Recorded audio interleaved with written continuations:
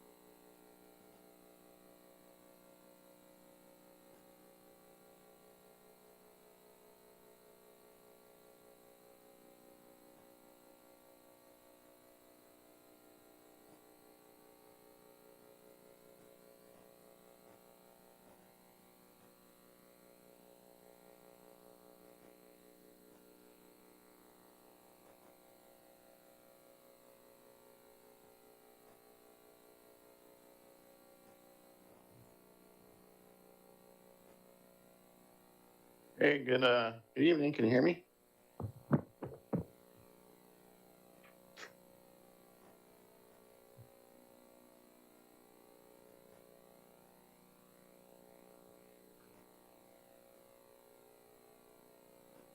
There we go. Now it's on. Now it's on. Red is Turn it off, white Jim. Is off. How about it? Testing. Yes, that's on.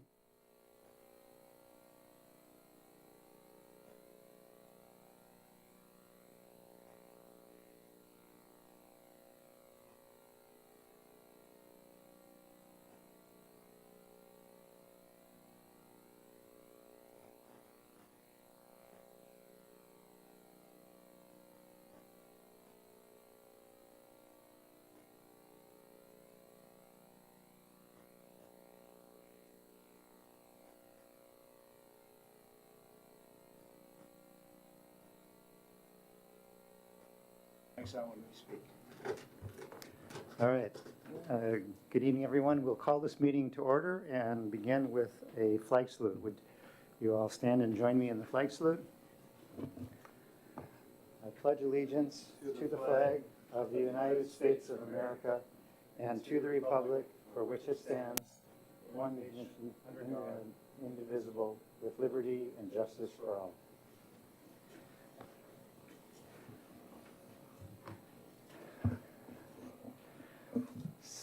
Assistant City Clerk Kelly, would you please call the roll?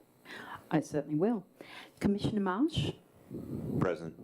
Commissioner Quigg, Here. Commissioner Lowe, she's not here. Commissioner Van Atter, can you hear me? Commissioner Van Atter?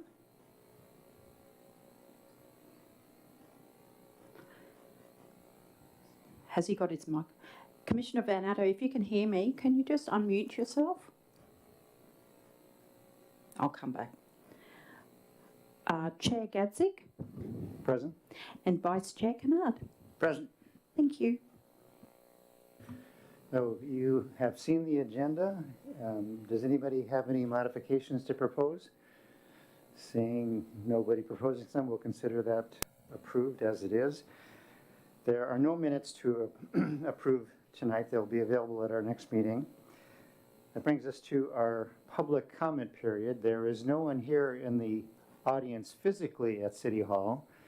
Is there anyone waiting on our Zoom meeting who might be interested in making public comment? There's no one in the attendee. No one in the attendees. Okay, that brings us then to commissioner comments. Do we have Commissioner Van Atta with us? Yeah, I know he's with us, but is his audio working? He's there. Paul, do you hear us?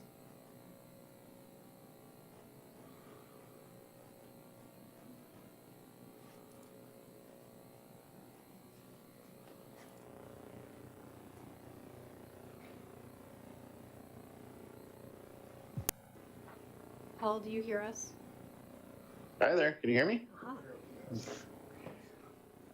Hello, Commissioner Van Atta. We're glad that we've got you connected. We are at the point in the meeting where we're opening up for commissioner comment. And since you're on the mic, let me ask if you have any comment. If not, we'll pass on to another commissioner. Okay, I assume that means we don't have any comment. Any other commissioner who would like to make a comment, please feel free to jump in now. I've got a question, Chair Gatzik. Did we promote Aaron Fitzgibbons to associate or to senior associate planner? Didn't you get a promotion? I did. We got to fix your plaque over there then, don't we? Congratulations, Aaron. Thank you. Well deserved. And I'm just thrilled to be here in person for my first meeting and see all these smiling faces. And Kelly, good to meet you in person. Thank you.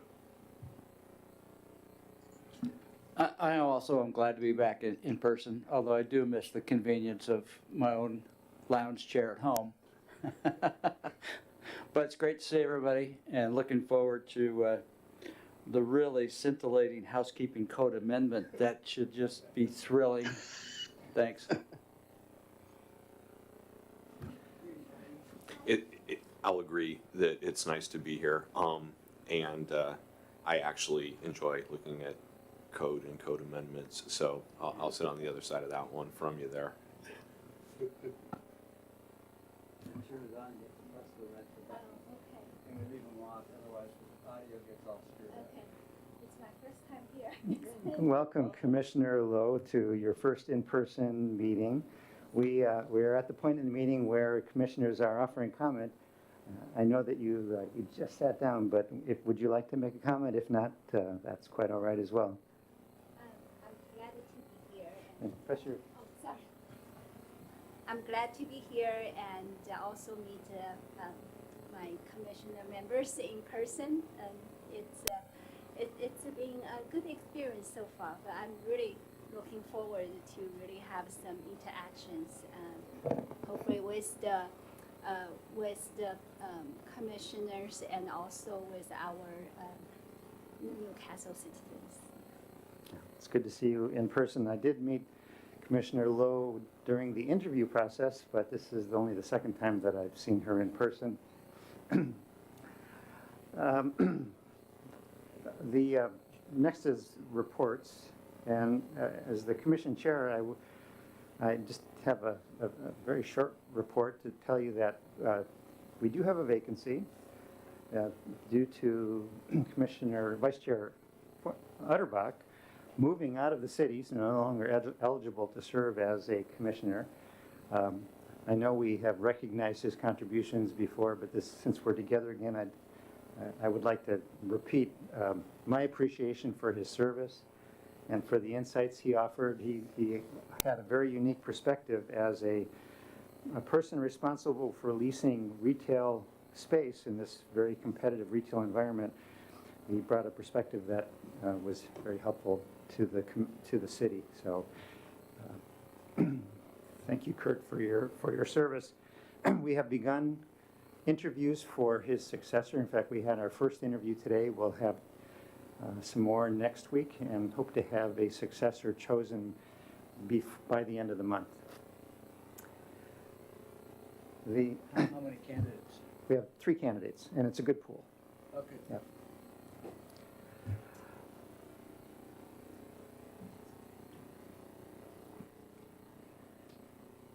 The standing in for Director Osgathorpe tonight is Senior Planner Aaron Fitzgibbons.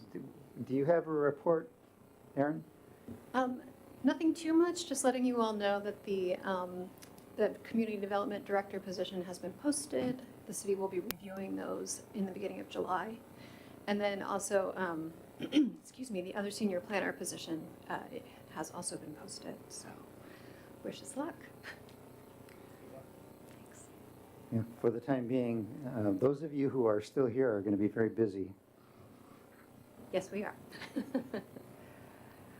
There are no public hearings tonight, so we can move directly to general business, which is a discussion of our housekeeping code amendments. And this is something that we do once a year, where the planning staff collects instances that they have encountered over the year where our ordinances may be out of date, or they conflict with one another, or there are repetitions, or there are some small issues that may not be large enough to merit their own place as a single item on the agenda, and they're packaged together in a series of amendments. And with that, I will turn the mic over to Senior Planner Fitzgibbons. Oh, thank you, Chair Gadzik. So tonight it's really just to introduce the items, have a conversation. We can scratch items. If everyone has had an opportunity to review the packet, what I suggest for tonight is that maybe starting with Chair Gadzik, let me know maybe what items you feel need more clarification or discussion. I can think of a few off the top of my head. But some of them, as you probably saw, are as simple as changing our requirements for subdivision applications from paper to digital copies, so I don't think we need to go into depth on that unless you are curious to hear about our process. So that said, please let's have a conversation, and Chair Gatzik, I will let you start with any items that you feel we should discuss. Thank you. Yes, as Aaron said, the packet was available ahead of time, so all of us had an opportunity to read it, and so there's no need for us to go over each one to just describe what was written. So what I propose is that each of us single out items that we want to be sure we discuss, and we will put those first, and then make sure we get those discussed, and then once those are out of the way, if there's still time to discuss the others, we can move to the others. So I will give mine last and offer any commissioner who wants to volunteer to go first. Which ones would you put on the list to discuss? I'm curious about the setbacks changes. And that's number, which one? I don't remember the numbers. It was about putting air conditioners in setbacks. 8, number 8. That is a gross Yeah. simplification of the code, but it's the gist of it. Excuse me, but is normally, in the past, we've had all these things printed out. I didn't print my own, so will that be something that we'll be doing in the future? I hope so.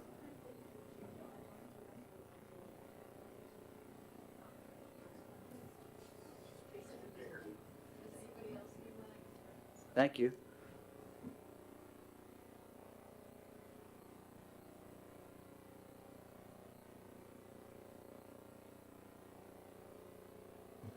Okay.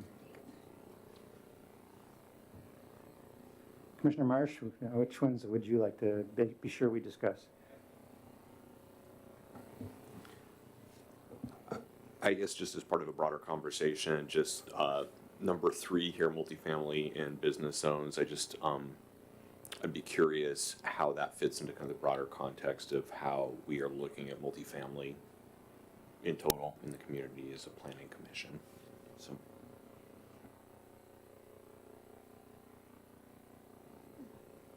Any other commissioners want to propose some? See, they're looking at them up. While they're looking, I would add number 7 and number 1.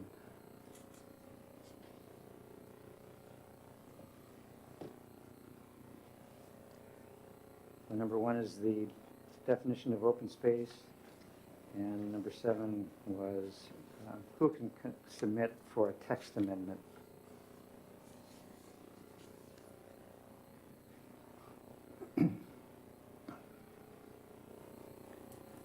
Okay, why don't we begin on those, and Commissioner Lowe and Vice Chair Kennard, if you have others that you want to propose, we can add them into the mix. All right, so I will start in order that I received these suggestions. So starting with number 8, allowing mechanical units in the setback, question mark. And for this, assuming that this might come up tonight, I did go ahead and do a little bit more research. The way staff initially suggested this was by looking at what the dimension of a mechanical, an AC or heat pump is, which is typically about 29 inches. And knowing that, and this was not explained in the packet, but in the past, we have just allowed these. And so precedent has set that we allow within the setback an AC unit. So that said, 3 feet came from the dimension of the unit plus some space away from the side of the house. As it states in the packet, typically what homeowners are trying to do, that what we found is make the shortest run for conduit and electricity into the house and any condensing lines as well. So that is where 3 feet came from. Director Osgothorpe and I had a couple discussions. He was out last week, but we had some discussions about this week. And something he brought up was that he knows that in Monroe, for example, they allow mechanical units up to 3 feet from the property line. And when I say mechanical units, I'm really only talking about heat pumps and ACs. I'm not talking about other kinds of mechanical equipment. And so I looked also at, when I was doing my research, I found this presentation that I'm going to share, hopefully, from residential heat pump and AC installations. This is from the city of Seattle. And the calculations that they've already done goes over my head, but I realized that a large issue with mechanical units in the setback is the fact that they make noise. And the average is about 60 decibels for an AC unit. I saw some as low as 50, but they can also ramp up quite a bit. And of course, the newer units are a lot quieter than the older units. So Seattle has a whole noise ordinance around this. The city of Newcastle, our noise ordinance is really based on the Washington Administrative Code, which I took some notes on if we need to get into that discussion. But looking at this, they suggest some solutions. This is actually a really nice PDF, and I will provide it with the notes from today's meeting. Common solutions and potential problems, common problems and solutions. But the one thing I wanted to show you was I have sort of figured out how they looked into these calculations. And so City of Seattle requires also 3 feet from the property line or 2 feet encroachment into the setback. So that's a foot shorter than what was proposed in your packet. And what they're doing is they're looking at the max noise, and don't expect me to completely explain this to you, but I appreciate that they did the math and they looked into it based on their code complaints. And I thought this would be really helpful. So you're looking at the distance from, this is the calculation. So this distance plus this distance equals the point that they're evaluating, which is basically your neighbor's home here. So when you look at this distance plus this distance, that's the loudest location and what your neighbor is going to be able to hear. And then they go through and they say, this is your max amount of decibels. Ergo, they're trying to keep it around under 60, it looks like, from what I saw, and I can definitely do more research on this. But just for some thought,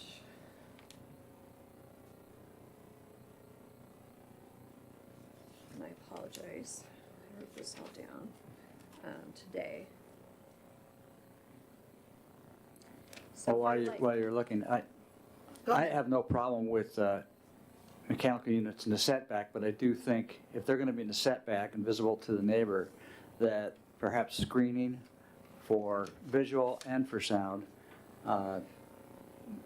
would be a requirement if you want to put it in the setback, so that your neighbor has a minimal sight to it and doesn't have to, and the noise is minimized. So about 60 decibels, for example, is conversational, but that's the only thing I was trying to find. But so screening for visual and sound minimization.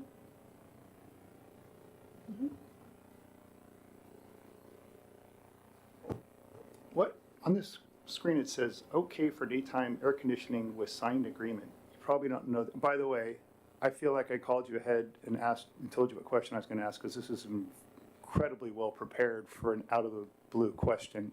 You must have known it was coming.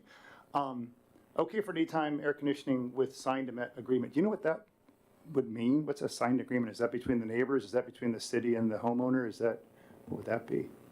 That's my best guess. Okay. We allow that for like sheds here, like you can put a shed into the setback if your neighbor agrees to it.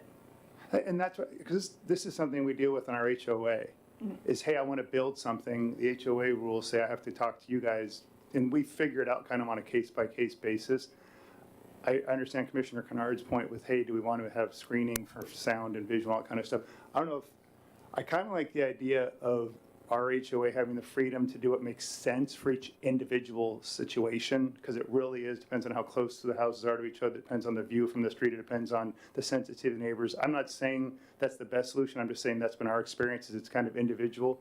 But I'm just glad that other people are dealing with this, that we're not, making something from whole cloth. This is something other cities are dealing with. Hell, there's math behind it, which is amazing to me, how far away, the sound travels or whatever. So that's what I wanted to see. I just was curious, in general, as I mentioned to you beforehand, the idea of squishing things together and jamming as much stuff in between those squished things. I mean, we moved to Newcastle and not other neighborhoods where there was more squishing. That just didn't seem to appeal to me, whether it's visual or sound. And so I just like the thought that there's so much thought and math in this makes me much more comfortable than I was 10 minutes ago. Thank you so much, Aaron. Well, one comment about HOAs, that's fine as far as they're concerned. Yeah. But if I'm an individual next to my neighbor and we don't have an HOA, and in my case, I don't have any neighbors closer than a quarter mile, it seems like. It's not that far. But I would also say that if there's not an occupied dwelling within X number of feet, you don't have to do that. I mean, that's the point, is to screen it, but if there's nobody there to screen, yeah.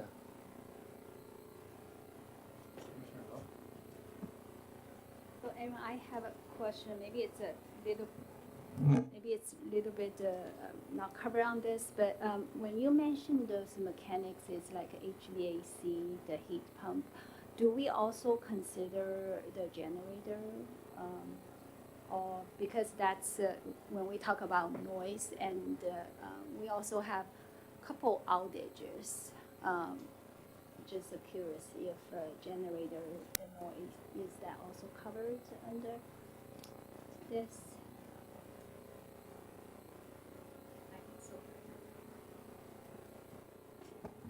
Okay, thank you. It's not covered by this, and that's a really good point. Because people do want to be able to have generators, and they are sometimes hooked up to the same locations, so. I could look further into that. This was really meant for air conditioning units, because that's really the question that's come up in the last year or 4.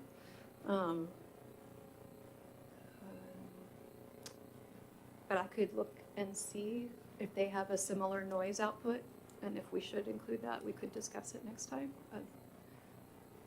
Any thoughts? Well, a number of things have been raised here. I wonder if this is something that should be pulled off of the housekeeping list, but kept on our agenda after you've had some time to not necessarily do more research, but to address some of these other concerns. I think we could do that.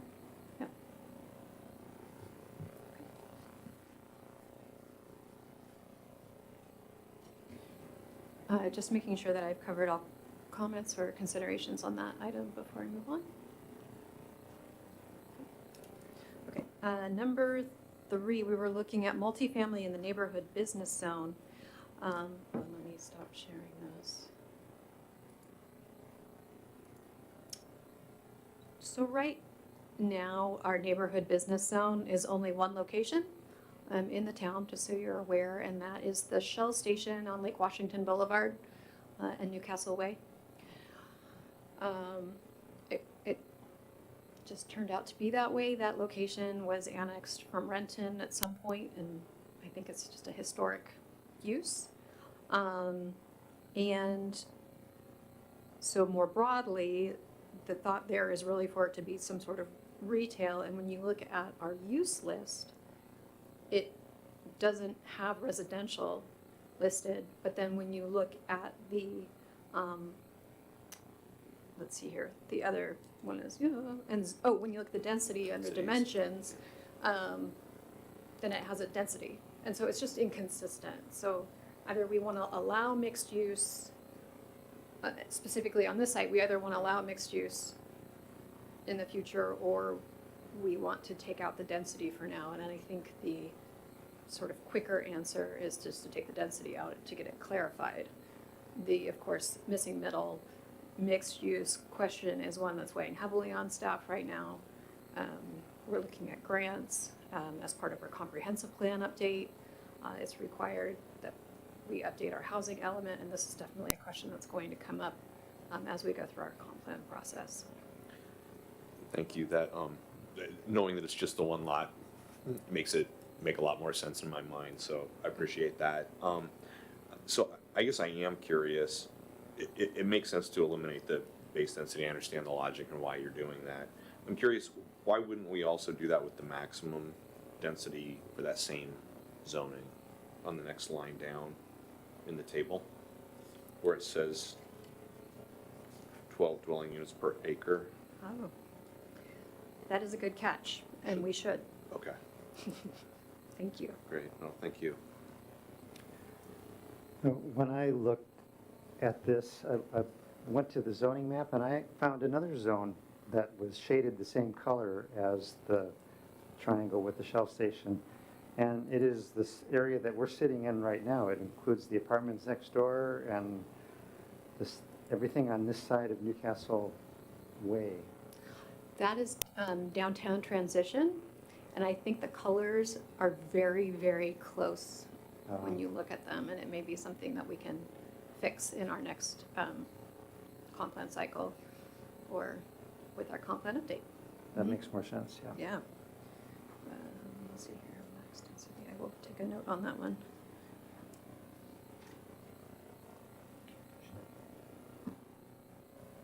So it occurs to me that maybe we're taking away a right from a property owner.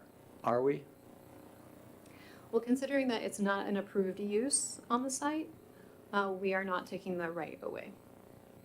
That's just.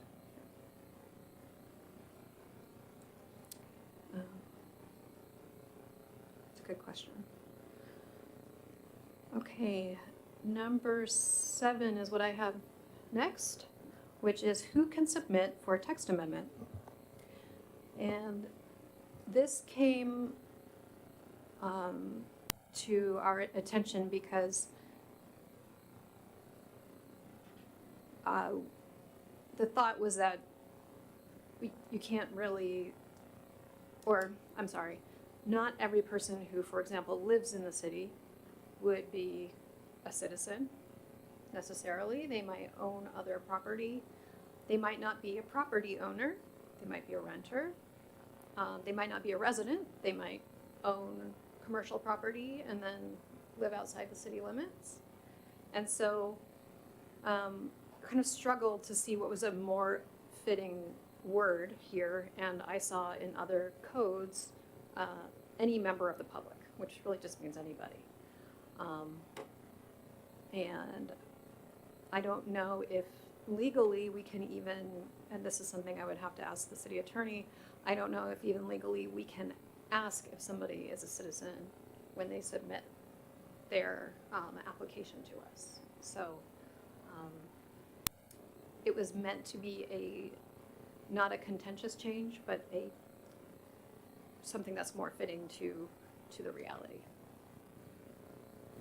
So I asked that we talk about this a little more because, not because I'm opposed to it, but because I could foresee that this could become controversial and be kind of a time waster for if the city council were to get wrapped up around who has the rights to do what in the city.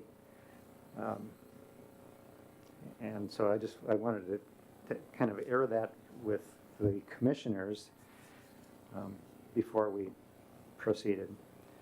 Me personally, I think anybody who has an interest in the city financial or as a resident there is no harm that can be done by that person being permitted to propose a change, because any proposal goes through all of the vetting that any proposal gets. So I was mostly, I just, you know, in the environment we have today where there's a lot of controversy and politicization around immigration issues, I was just hoping that this would not become one of those and distract the council from other business.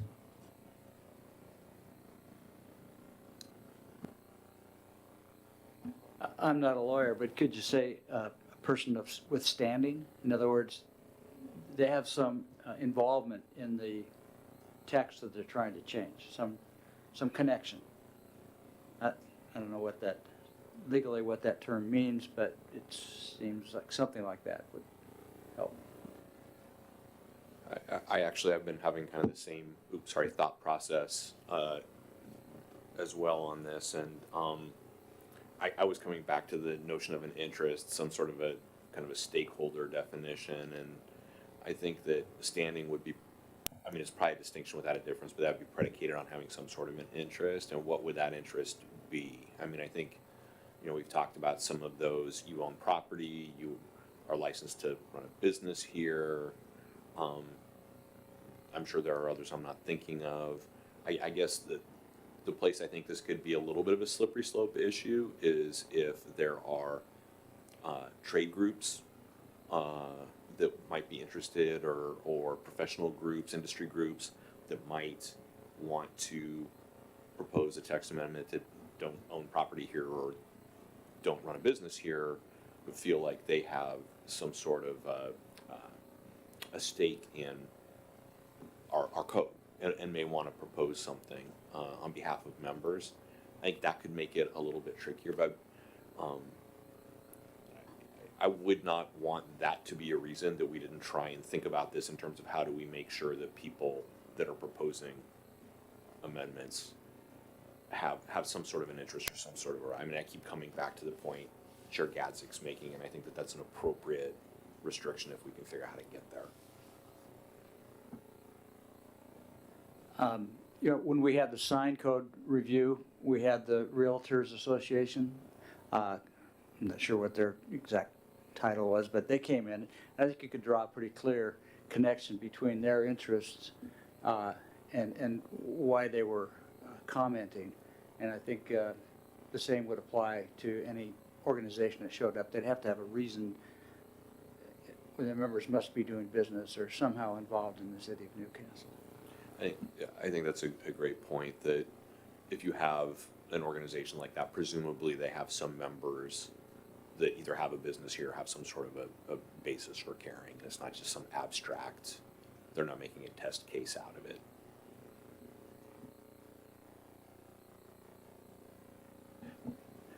I agree, though, with Senior Planner Fitzgibbons. I think it's probably a good question for the city attorney to figure out where the parameters are on that.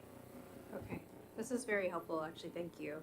And I will follow up with him and definitely report back next time.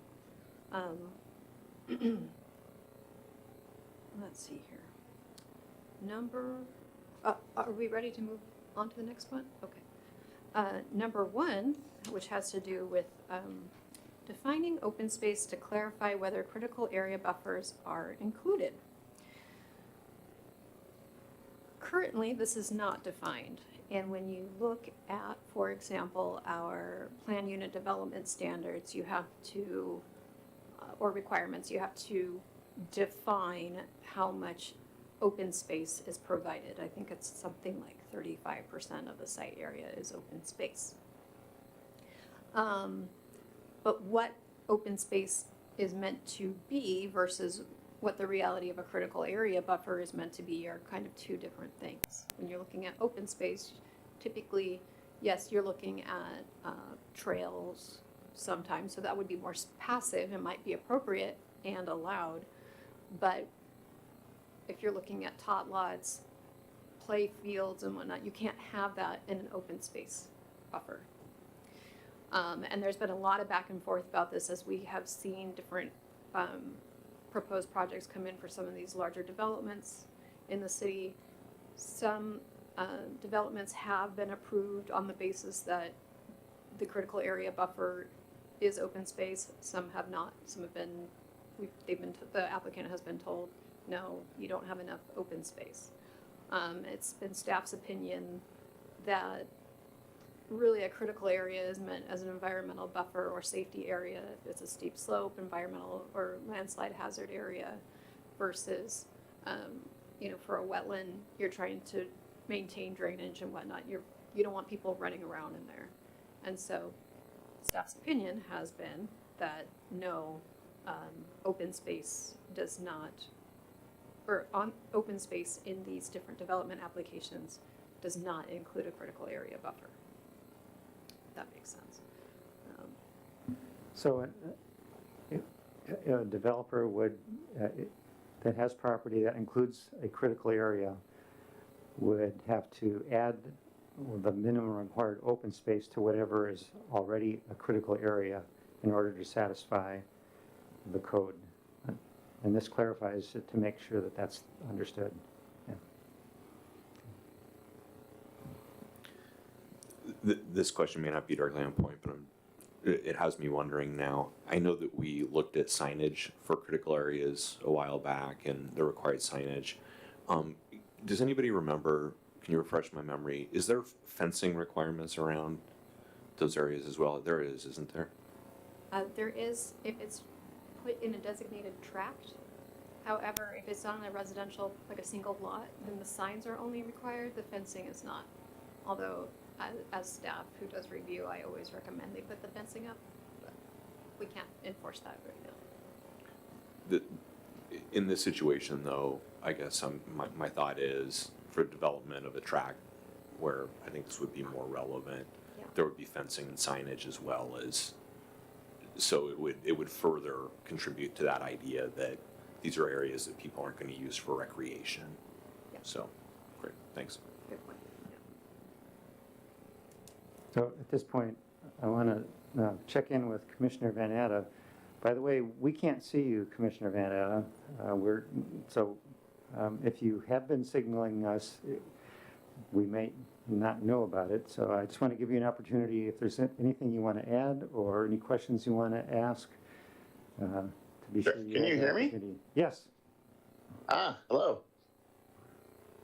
No, you're doing great. I got no questions at this time.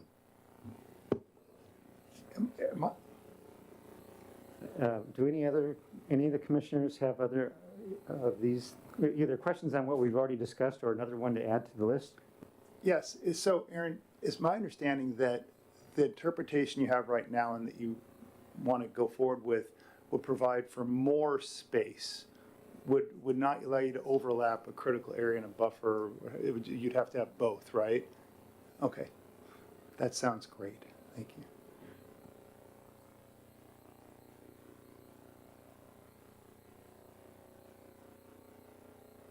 Well, just to clarify, you wouldn't have to have both. You'd have to have open space, but if you have no critical area, you have no critical area. Yeah, if you have both, you can't overlap them, right? Yeah.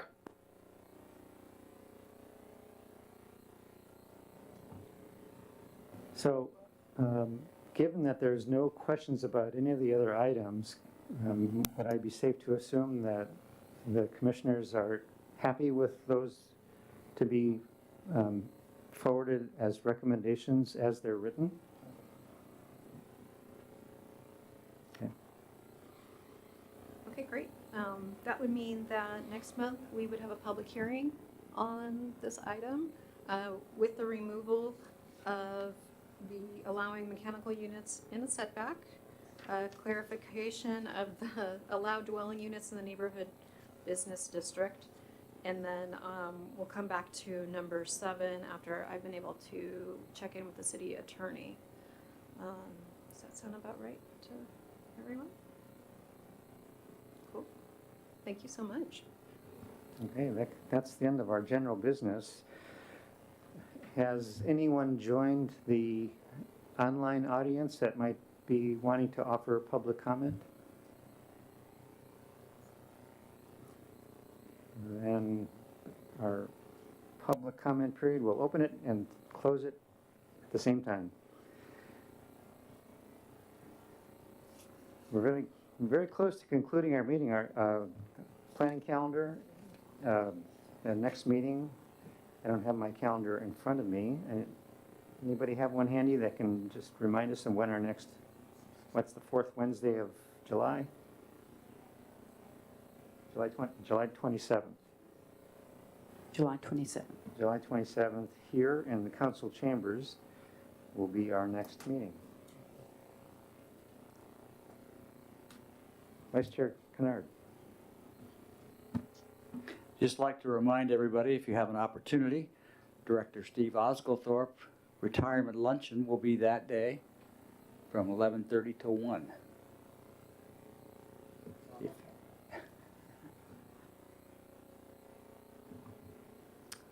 Okay, we have completed our business, so I will declare this meeting adjourned. I have one question. Oh, well, we will have a post-adjournment question. I notice we have one member of our team here who's online versus being in the chair. What are the rules around that, or are there any? I think that would be a good question for City Clerk White, and why don't we have him answer that at our next meeting? Perfect. Yeah, Thank good you. question. Thank you, everyone. Excuse me. Vice Chair, would you mind just sending an email to Paul White and ask for that clarification? Be happy to. Okay, now we're really adjourned. Okay, bye, everybody. Bye.